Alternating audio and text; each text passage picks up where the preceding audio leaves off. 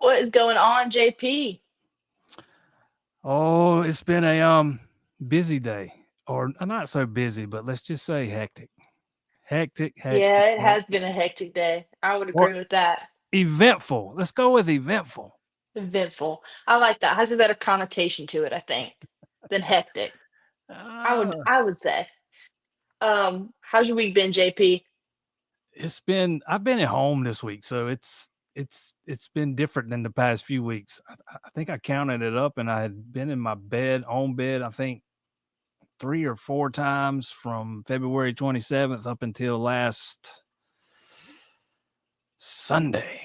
So That's crazy. it's been good to be home for a few days.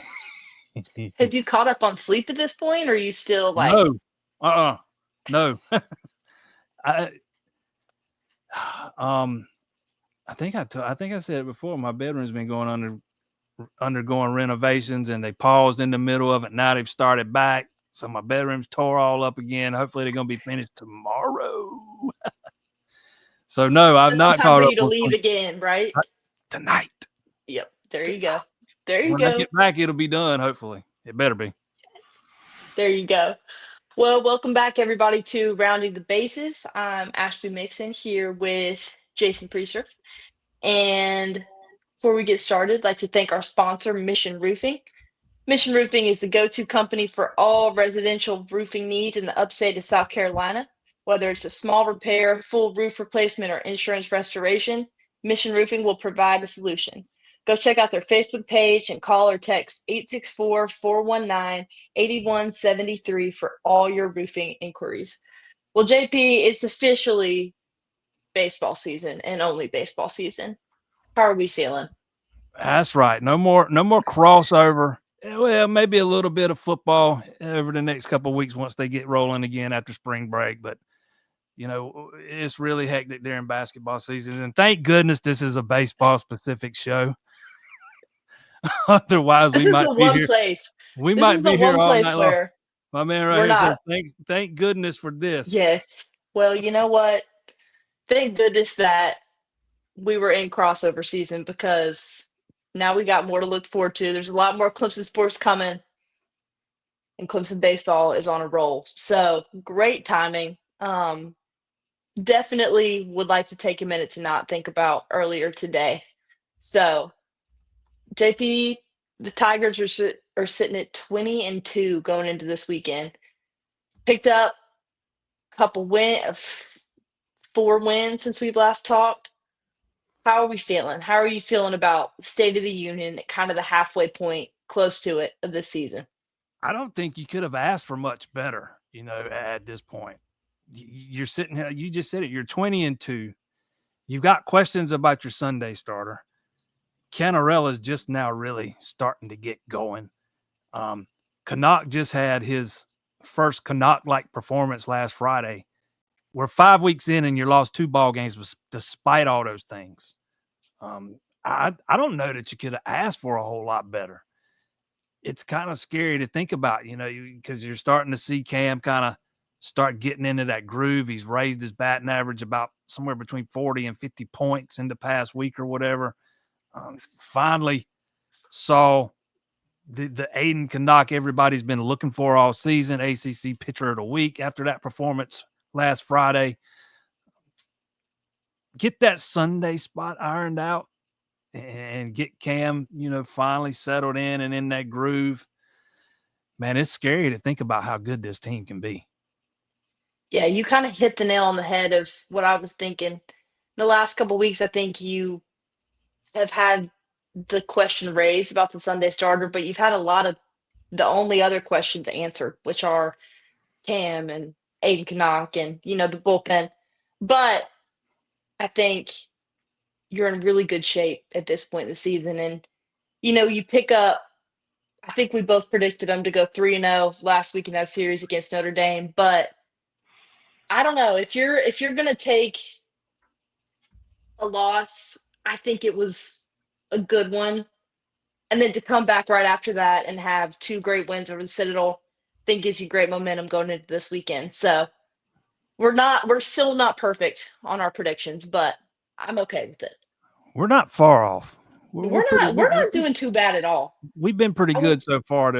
We'll see what happens this weekend when we get to that point. But again, everything they just kind of been cruising right along, and they've been winning on Sundays for the most part, despite some up and down performances from Justin LeGwernick. He had his second bad performance in a row on Sunday against Notre Dame. Didn't even make it out of the first inning. Gave up 3 runs, 2 hits, walked 2 guys, hit another guy. I think he had 3 free passes total. He's just been a little bit wild. He also gave up the 2 long balls in the first inning. Let's not gloss over that fact. And I don't think anybody was surprised when the rotation came out today and you see that TBD on Sunday, especially after LeGwernick came and pitched out of a bullpen yesterday. That kind of tells the tale right there. The only question is who they slide into that role. I think they got a couple of options, but they've up until this past Sunday and the first Sunday of the season, they've won in spite of some up and down performances from him. Ironically, both losses, games he started.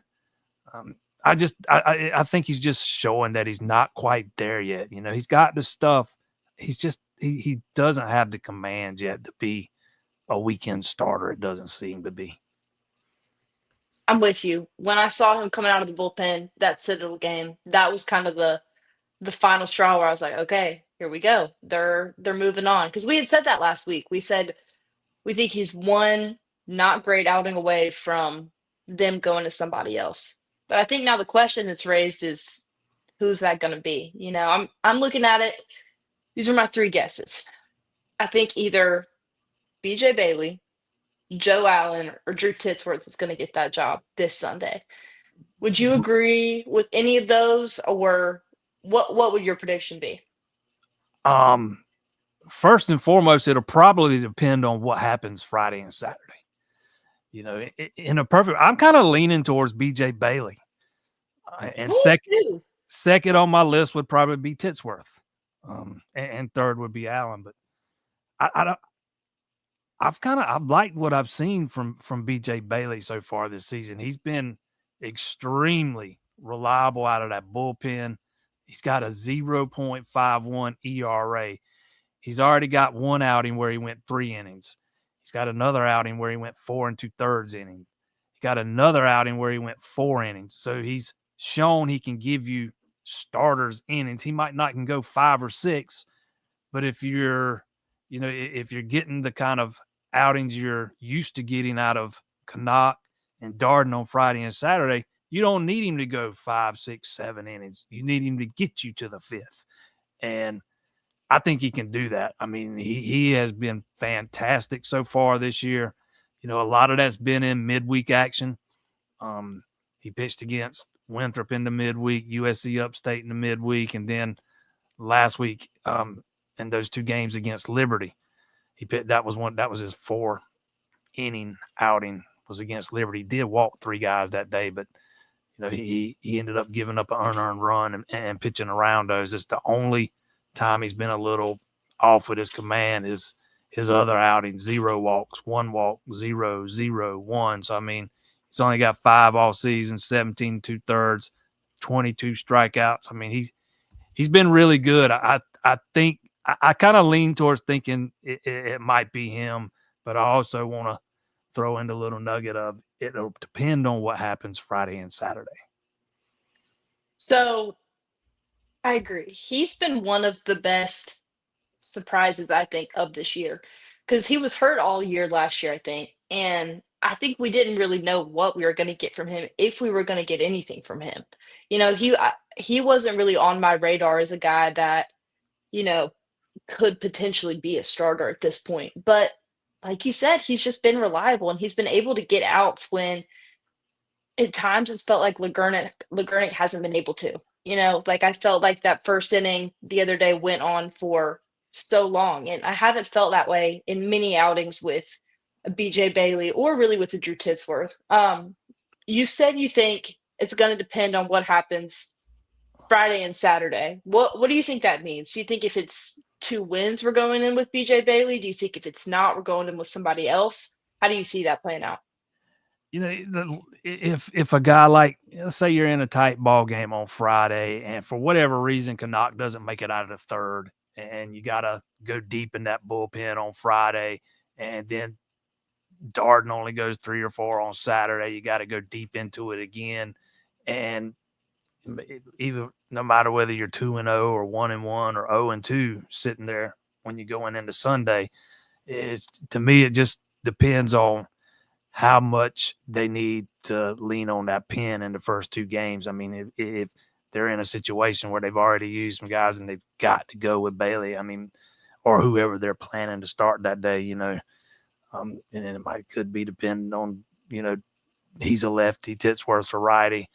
What kind of lineup Wake Forest has, which I haven't dove that deep into them, but I just think there are some factors that could play into who it ultimately ends up being. But, if things go the way you want them to, yeah, I can see it being Bailey.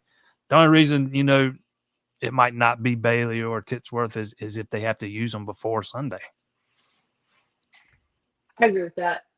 I think it's funny to think about that the Sunday starter may not know they are the Sunday starter until the morning of. I think that provides a whole nother set of this is going to be interesting. And I think it may be a little bit of a tryout period, like see who's throwing well, what's working, because why not at this point? That's going to be really interesting.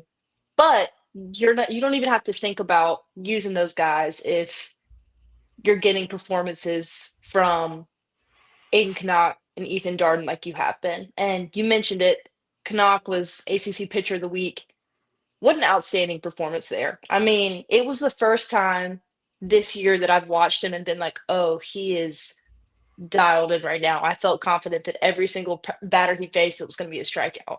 And having that kind of security, I think going into this weekend, I think it could not have come at a better time. I think it was perfect.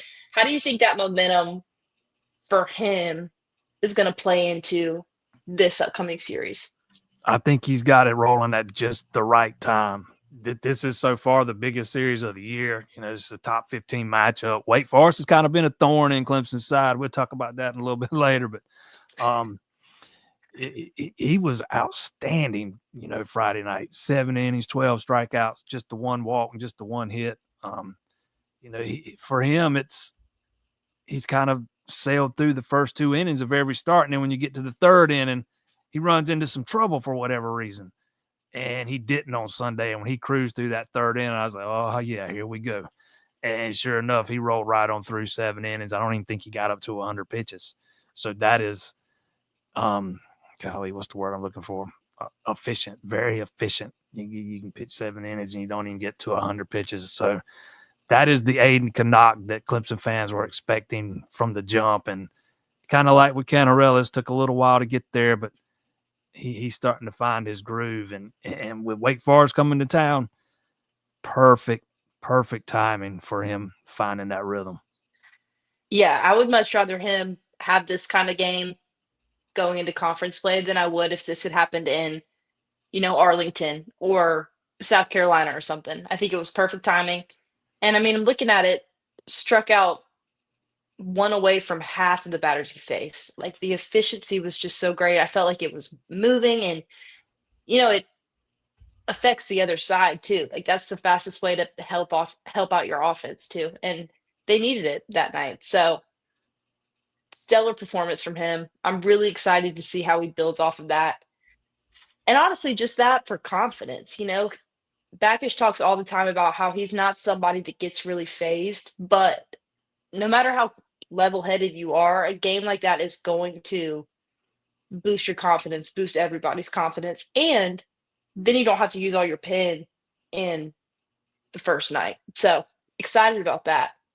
Therein lies one of the biggest keys. You don't want to burn that bullpen up on a Friday. The deeper Canuck can get into games on Fridays, the better it is for the weekend. And that's what we're going to see Friday there at Doug Kingsmore. That should be fun. Aiden Canuck, Logan Lunsford, Wake Forest's Friday night guy. He's got a 1.33 ERA with a 0.70 WHIP. So we should, yeah, hopefully we'll see a little bit of a pitcher's duel going on there. Those are the type of games that I really like to watch, and both these guys have the stuff capable of giving it to us. Well, hopefully some of our guys are able to boost his ERA a little bit. Hopefully with Cam Canarella getting hot and us starting to get a little bit more out of the park action going. I think just as much as it was crucial for Canuck to have the game he had, I think it was perfect timing for Cam as well because I think he historically has performed his best in conference playing against big opponents. And I The think he's going to have a great series again. the more the higher the stakes get, the better he plays. You can easily make the argument over the past 2 seasons, Canarella has been the best pure clutch hitter in the country. I think we talked about this last week, but it's easy to lose sight of the fact that he had that off-season shoulder surgery, didn't do much hitting in the fall. I'm not sure he did any. So he really didn't start to amp up until, the preseason, which is 2-3 weeks before the start of the season. And sometimes it takes a little while to find that groove. And Eric Backus said the other night that he thought pitchers were pitching Cam a little bit differently earlier in the season, pitching him more out of the strike zone, and Cam was not taking his walks the way he is or has been the past couple of weeks. And now that he's started to take more walks, he started to get better pitches to hit, and he's starting to spray it, all over the field to all fields. Only thing, to me, the only thing that's remaining with Cam is I think he's hit one home run. Yeah, one home run this season. He's a guy that I still think is going to get to 10. So I think we're still got some pop coming with him. But it's a good sign to see him hitting the ball to all fields, not just trying to pull it, just spraying it everywhere. That's when he's at his best. And with that matchup coming to town this weekend, I would fully expect a primetime performance from that guy because he's at his best when the lights are their brightest. Absolutely. You think of all the big Cam Canarella moments that have happened over the last 2 years in his career, it's been during huge games. I'm interested to see too in the rest of the season if he becomes more aggressive on stealing bases. We've talked about this a little bit, but that was such a huge part of his game freshman year. And I'm wondering if that is something he's going to try to get back into doing a lot, or if they feel like they don't need it, why risk it? What do you think? I don't. I would like to see him be more aggressive on the base pass if the situation calls for it. He's only attempted one stolen base all season.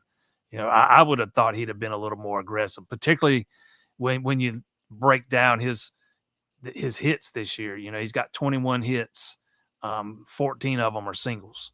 So that's a lot of being on first base when you add in all the walks he's had.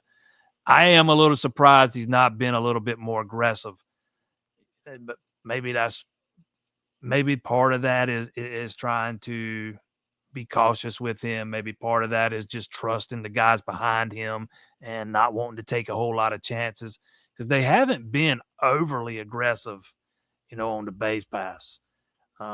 Outside of Purify, who's 10 of 13, Tristan McClatty's 4 of 4, Listy and Pano are both 3 of 3, but those numbers are probably not they're probably not where I thought they'd be at this point in the season. They've got 28 attempts through the first 5 weeks, and 13 of those are from Purify. When you got that kind of speed that they have in the lineup, I probably would have thought they'd have been a little bit more aggressive on the base pass, but they haven't needed to be so far, and maybe that's a part of that.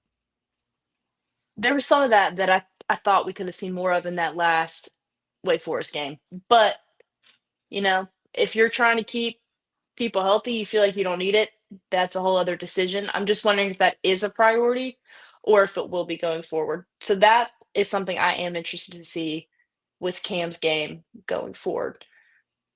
Looking at the bullpen and what we have going on there, have we had any updates on Gillen and Talon Bell? I feel like I ask you this every week because I'm so curious. I actually shot Will a text in the middle of the game the other day and said, "Make sure you ask Coach about a new update on Gillen and Talon Bell." And he said that Talon Bell was about 2 weeks away. One simulated outing from returning. He said he didn't think it'd be this week, but so maybe next week. So that's a minimum of 2 weeks. He So said not Gillen. this series, but potentially next series. He Okay. said Gillen was a little bit behind him. Um, he also said that Gillen has not thrown a simulated outing yet, and I kind of look at Bakich the same way I do with Dabo. When they start talking about injuries, and you think when Day Dabo to says day. he's day to day, you know, it was 2-3 weeks ago when they played Upstate in Greenville. I remember I asked Coach Bakich the same thing about update on those guys, and he says soon. I think it's been 2 or 3 weeks since then, and we're still at least 2 weeks away from Bell, and that's a minimum, So don't say in 2 weeks if you don't see him. Hey, JP, you said 2 weeks. I'm saying 2 weeks minimum. And if he's saying Gillen's behind him and hasn't thrown a simulated outing yet, I'm thinking maybe another month. With him, they as good as they've been, they don't need to rush those guys back as long as you want them for the postseason. Absolutely, and then when they get back, they're not going to come back and start games. Look at Samo the past 2 weeks.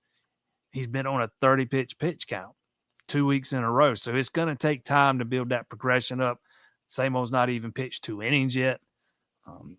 So when they do come back, I would expect to maybe see Bell go an inning into midweek. I don't know if he'll start or come out of the pen. I don't think it much matters.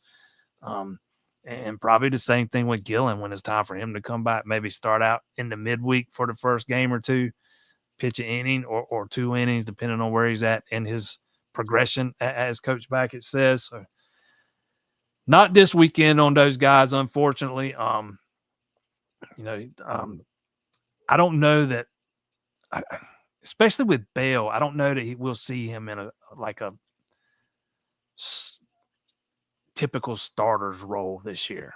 Because he's a freshman, isn't he? He's a freshman, and he did throw in one of the scrimmages I went to in the preseason. He threw 1 inning, struck out 2 of the 3 hitters he faced. He's a left-handed pitcher. He's a little, he still looks like a little kid to me. He looks like he's like 15, 16 years old when you get up close on him, and he's still got some growing to do. But man, he's got filthy stuff, and he was throwing in the 80s that day. So he was nowhere near throwing wide open.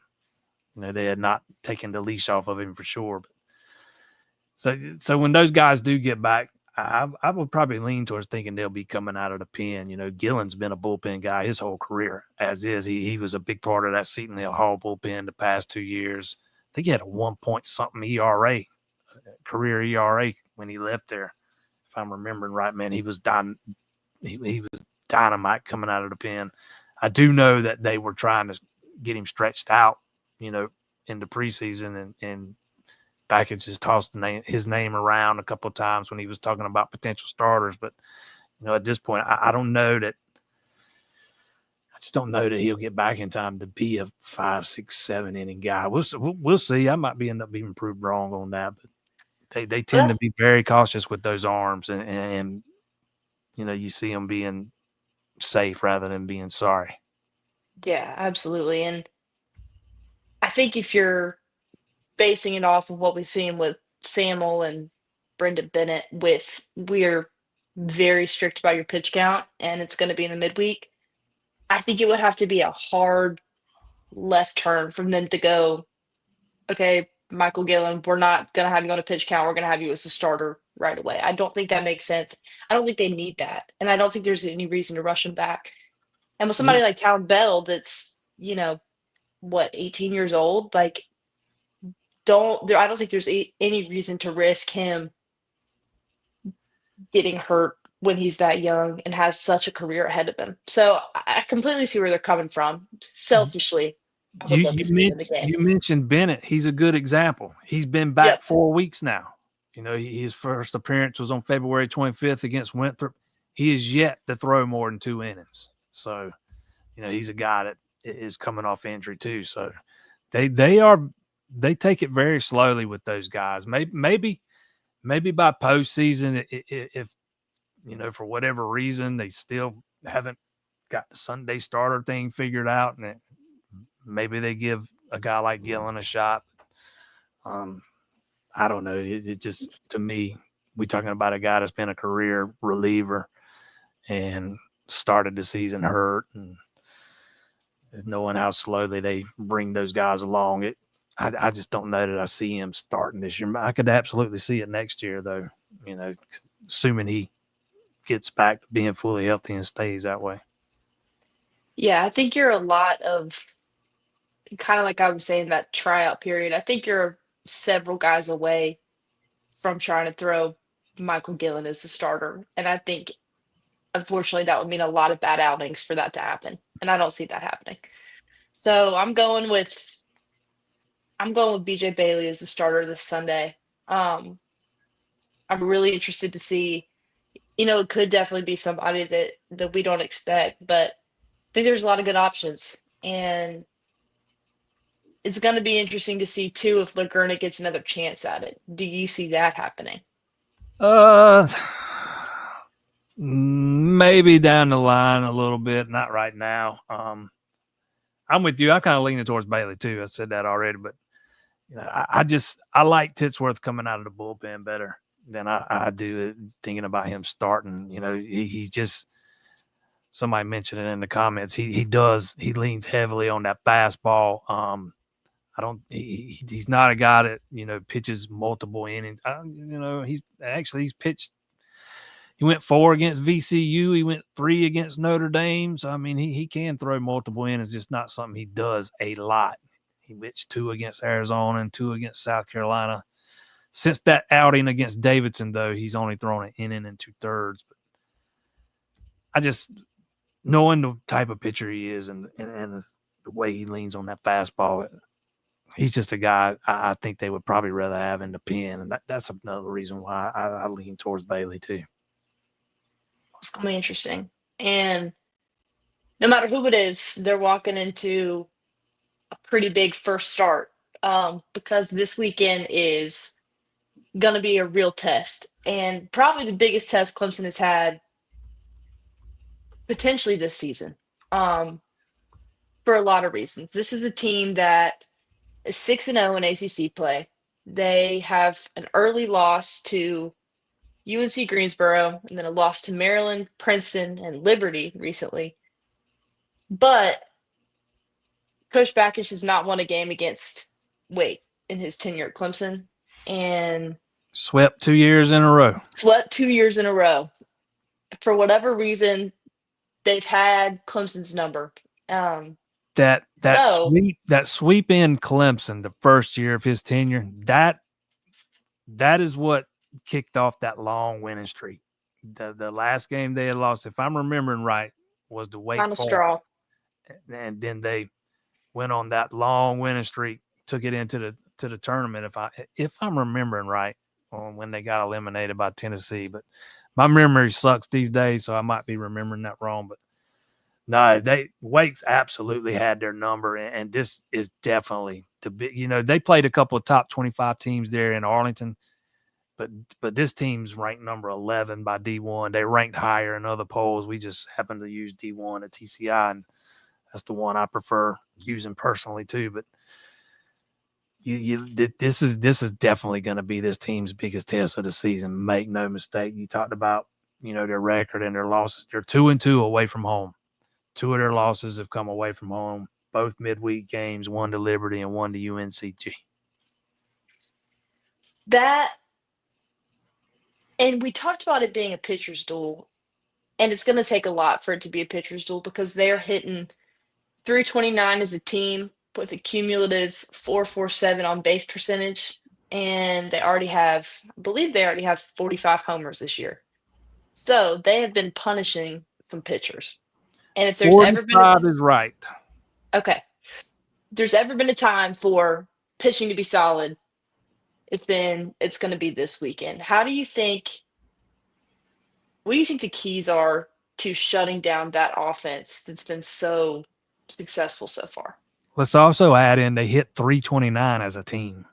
Right. 329 as a team, 45 home run. I knew the 329 part. I didn't even know about the 45 until you just said it. That's Midway through the impressive. season, that's a Yeah, lot. Clemson's not even hit half that many. Right. Um, but one thing, this pitch staff's going to have to do this weekend is first and foremost, your command's got to be on point, and you cannot leave the ball up over the plate and let these guys get on top of it and start hitting it out of the ballpark. Because Doug Kingsmore can be a hitter's park on especially when it starts warming up, and it's going to be warm this weekend. Except on days the wind's blowing in, obviously. But that first and foremost, you gotta have command of your pitches. Off, however many you throw, 3, 4, whatever it is, you gotta have command of them. Canuck's gonna have to, keep them off balance. He's gonna have to set them up with that fastball, keep them off balance with that changeup, mix it, match it. Something he's been so good at, last year and most of this year, except when he gets a little wild and starts walking guys into third inning. But and same thing for Darden on Saturday. You keep the ball down, let your defense behind you make plays, and that's going to be one of the biggest keys for his pitch staff. You just cannot leave the ball up over the plate and let these guys pound it. Yeah. I think that's first thing you're looking at. Um, I don't know. I think we haven't really faced anybody with this much power in the lineup. Well, to be fair, that ballpark there in Winston-Salem is A kind of launch like pad. one of those, bandboxes at some of these Major League Baseball stadiums. So let's make sure we throw that out there too. Fair enough. Fair point. How do you think they are going to adjust to playing in an environment like Doug Kingsmore? What do you think are their keys to taking down Clemson? I think they need to be patient at the plate. We've seen teams that can remain patient against Canuck end up working some walks and causing his pitch count to get up earlier than normal. We've seen it a few times this year. With Darden, for me, the key with beating him is you just got to hit the ball and hope it finds a spot. He's not a guy that routinely strikes out a ton of guys, although his strikeout numbers are up this year. Credit to him. He's been really good for most of the season, and he's not walking a lot of guys, but he keeps the ball down. And that's when he's been at his best. And, that's why if they can keep the ball down, I think they'll have as good a shot. I think they'll have a good shot, but if they start leaving, he can't leave the ball, up over the plate or in the meat of the plate or however you want to term it, I think that's a new one for me. Yeah, you got to be on top of that command and work those corners and keep them off balance. And if you're not doing that, you'll get in trouble with this team in a hurry. But for me, if I'm on that Wake Forest coach staff, I am preaching patience at the plate and make those Clemson pitchers work. For sure. Offensively, what do you think the keys are to get going, keep Cam Canarella going, and get other guys, maybe Colin Priest, engaged? Probably one of the biggest things would be maybe getting out to an early lead, getting some runs on the board in the early innings and not letting them get out in front early and having to play from behind. Not that this team has shown that they press a lot, but most teams are going to play better when they have a lead, and it also it gives your pitchers more of a cushion to make a mistake, and if they make one, it doesn't cost them. So it's always a benefit when you can get up early. But as far as the offense in general, I would say the same thing I said about Wake Forest. You got to be patient. You can't just go up there hacking at these pitchers they've got because they're so good. Don't go if it's not in the strike zone. Don't swing at it. Don't give them something they've not earned. Make them beat you with strikes. Make them throw strikes, and if they beat you that way, you just tip your hat.